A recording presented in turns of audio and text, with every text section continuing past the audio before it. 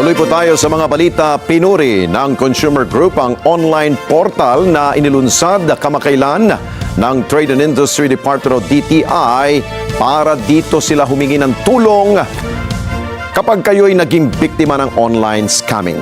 Erlo Bringas sa balita.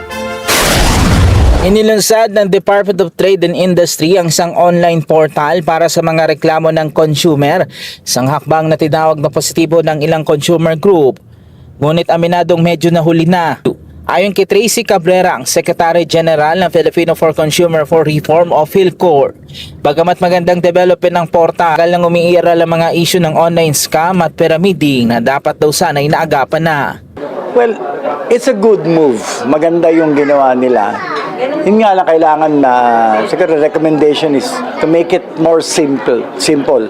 Kasi maraming mga consumer na hindi matata sa, yung knowledgeable sa technology. Binigyan din ng hamon sa access lalo na para sa mga hindi tech savvy at may mahinang internet connection, kaya kailangan daw mas simple at mas madaling gamitin ang sistema.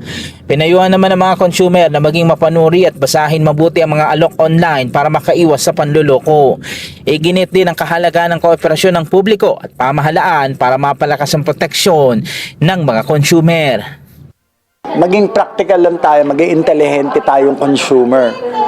And part of that being intelligent consumer is makipagtulungan tayo sa ating pamahalaan, lalo na sa DTI at ibang agency na tumutulong at pinoprotektahan ang mga consumer na Pilipino. Samantala, layo ng PhilCor na mas mapalawak pa ang kaalaman ng mga consumer sa kanilang mga karapatan at hikayatin ng mga ito na maging mapagbantay at agresibo sa paglaban sa mga online scam.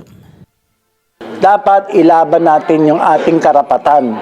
Kasi if we do not fight for our rights, forever we will be abused. Lala tayo laging, lagi na lang tayong complainant. Complain tayo ng complain na wala naman nangyayari. So, kailangan we have to be informed. Erlo Bringas para sa Matanag Agila, matatag, matapang, matapat.